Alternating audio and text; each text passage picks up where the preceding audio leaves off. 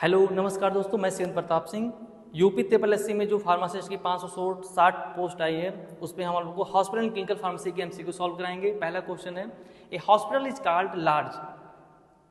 Number of bed पे अगर हम हॉस्पिटल क्लासिफिकेशन करते हैं तो कितने बेड होंगे जिसको हम लार्ज हॉस्पिटल बोलेंगे, क्वेश्चन ये पूछ रहा है। तो 1000 बेड जिस हॉस्पिटल में होंगे उसको हम लार्ज हॉस्पिटल बोलेंगे, 500 बेड जिस हॉस्पिटल में होंगे उसको हम मीडियम हॉस्पिटल बोलते हैं, और 100 बेड जिस हॉस्पिटल में होते हैं उसको हम स्मॉल हॉस्पिटल बोलते हैं। सेकंड क्वेश्चन है, how many pharmacists are required for the 100 bed hospital. 100 bed के हॉस्पिटल में कितने फार्मासिस्ट की रिक्वायरमेंट होती है? तो 100 बेड के हॉस्पिटल में 5 फार्मासिस्ट की रिक्वायरमेंट होती है। 10 फार्मासिस्ट की रिक्वायरमेंट 300 बेड पे होती है, और 2 फार्मासिस्ट की रिक्वायरमेंट सीएससी हॉस्पिटल में की जाती है। पीएससी पे 1 फार्मासिस्ट की रिक्वायरमेंट होती है। आप लोग ये क्वेश्चन याद करते रहिएगा। नेक्स्ट क्वेश्चन हम आगे बढ़ते हैं।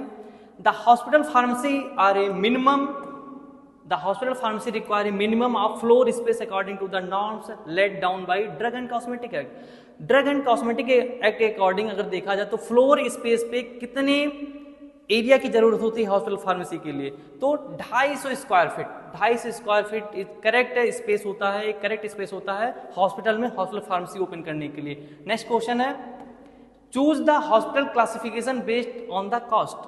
अगर हम कॉस्ट के अकॉर्डिंग हॉस्पिटल क्लासिफिकेशन करते हैं तो कौन सा इसमें से कॉस्ट के अकॉर्डिंग हॉस्पिटल है? हम देखते हैं इसमें सबसे पहला है budget hospital. Budget hospital cost के अकॉर्डिंग अगर हम हॉस्पिटल क्लासिफिकेशन करते हैं तो उसको हम बोलते हैं budget hospital, elite hospital. Small hospital ये बेड के अकॉर्डिंग हो गया, मीडियम हॉस्पिटल ये भी बेड के अकॉर्डिंग हो गया, लार्ज हॉस्पिटल ये भी तीनों क्या बेड के अकॉर्डिंग क्लासिफिकेशन किए जाएंगे, तो इनको हम बोलेंगे बेड के अकॉर्डिंग। नंबर ऑफ बेड पे अगर हम क्लासिफिकेशन करते हैं तो small bed, medium bed, large bed. अगर कॉस्ट के अकॉर्डिंग करेंगे तो 2 टाइप के आएंगे, elite hospital and budget hospital. Next question, Which among the following is not a role of community pharmacist? इसमें से जितने रोल दिए हुए इसमें से कौन सा रोल कम्युनिटी फार्मासिस्ट का नहीं है? इसमें हम ध्यान देते हैं। सबसे पहला ऑप्शन है न्यूट्रिशन काउंसलिंग, ये कम्युनिटी फार्मासिस्ट का रोल है। इंडिविजुअलाइजेशन ऑफ ड्रग थेरेपी ये भी कम्युनिटी फार्मासिस्ट का वर्क है। रिटेंशियल यूज ऑफ ड्रग ये भी कम्युनिटी फार्मासिस्ट का वर्क है। ड्रग प्रमोशन टू फिजिशियन ये कम्युनिटी फार्मासिस्ट का वर्क नहीं है, ये वर्क देखा जाए तो एमआर का है, मार्केट रिप्रेजेंटेटिव का वर्क है, ड्रग का प्रमोशन करना फिजिशियन के पास। नेक्स्ट क्वेश्चन आगे बढ़ते हैं हम। Community pharmacies that are individually owned by local pharmacies are termed as. Community pharmacy में अगर देखा जाए तो जो इंडिविजुअली ओन करते हैं, जो फार्मेसी ओपन करते हैं, जैसे मेडिकल स्टोर पे ओपन करते हैं, तो उनको कौन सी फार्मेसी बोलेंगे हम? ऑप्शन है, ऑप्शन पे ध्यान देते हैं।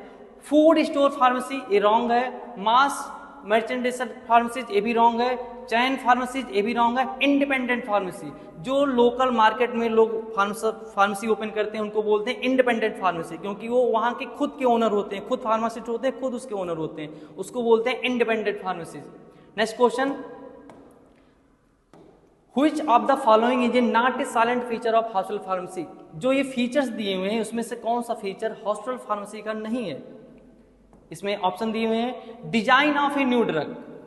Design of a new drug ये हॉस्पिटल फार्मेसी का वर्क नहीं है, ये रिसर्च के स्टूडेंट करते हैं, जैसे एमफॉर्म के बच्चे हैं वो रिसर्च करते हैं drug, design of a new drug ये रिसर्च का वर्क है, not a hospital pharmacy. Supply of pharmaceutical drug ये हॉस्पिटल फार्मेसी का वर्क है। डिस्पेंसिंग ऑफ नार्कोटिक प्रोडक्ट ये भी हॉस्पिटल फार्मेसी का वर्क है। Supply and storage of energetic product ये भी हॉस्पिटल फार्मेसी का वर्क है। इसमें सही ऑप्शन होगा design of a new drug, ये हॉस्पिटल फार्मेसी का वर्क नहीं है। नेक्स्ट क्वेश्चन है, what is a minimum space requirement for manufacturing of ASU drug. अब एएसयू ड्रग क्या है? एएसयू ड्रग का मतलब होता है ए से होगा एलोपैथ, एस से होगा सिद्धा, यू से होगा यूनानी। एलोपैथ, सिद्धा, यूनानी में मैन्युफैक्चरिंग रिक्वायरमेंट स्पेस कितना है? 1200 square feet.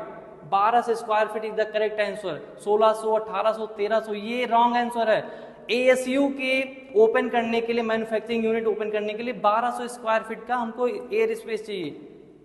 Next option, ambulatory patient. Next question, ambulatory patient are. Ambulatory patient कौन होते हैं? एम्बुलेटरी पेशेंट के सबसे पहले बारे में हम जानते हैं एम्बुलेटरी पेशेंट क्या होता है। एम्बुलेटरी पेशेंट ऐसे पेशेंट होते हैं जो किसी हॉस्पिटल में आते हैं, डॉक्टर को अपनी समस्या बताते हैं, डॉक्टर उनको दवा लिखता है और वो हॉस्पिटल से चले जाते हैं।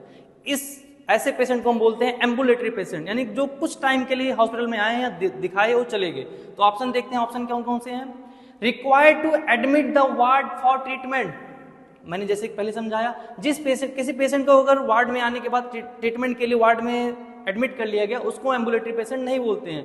नेक्स्ट ऑप्शन है required to go to home after taking treatment, यानी कि ड्रग देने के बाद, आफ्टर ट्रीटमेंट करने के बाद वो घर चले जा रहे हैं, उनको बोलते हैं वो जो ओपीडी डिपार्टमेंट में ऐसा किया जाता है, ना कि इमरजेंसी केस में किया जाता है, ना आईसीयू में होता है, ना एनआईसीयू में होता है। ये ओपीडी पेशेंट के लिए केवल किया जाता है कि वो आते हैं, डॉक्टर को अपनी समस्या बताते हैं और घर चले जाते हैं दवा लेकर।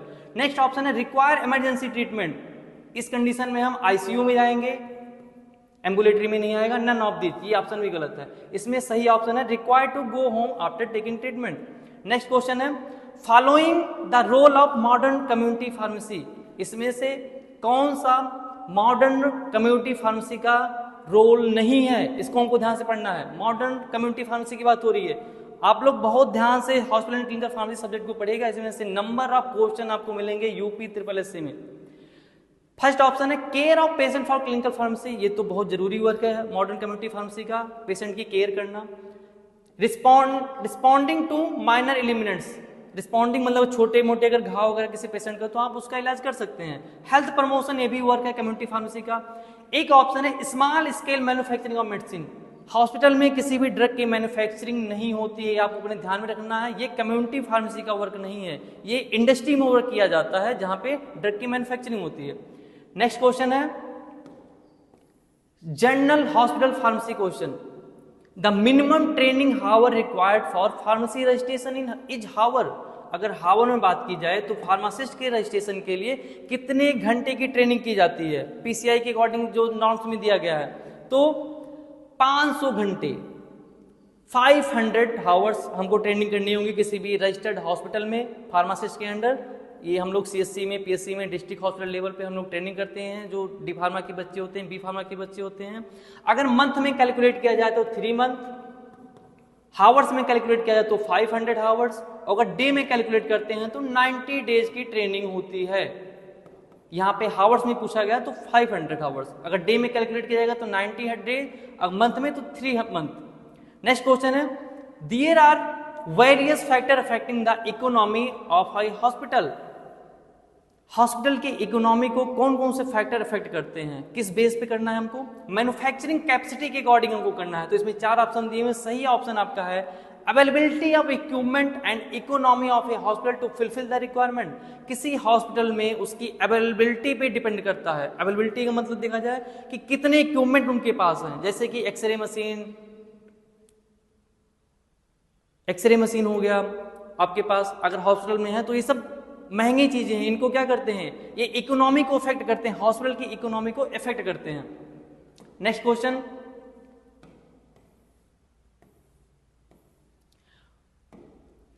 Which of the following is not an example of hospital classified based on clinical orientation? Clinical orientation के अकॉर्डिंग अगर हम देखते हैं तो इसमें से कौन सा क्लासिफिकेशन नहीं है। सबसे पहले देखते हैं टीबी हॉस्पिटल, ये एक स्पेसिफिक एरिया को डिसाइड कर रहा है जहां पे टीबी के पेशेंट को केवल देखा जाएगा।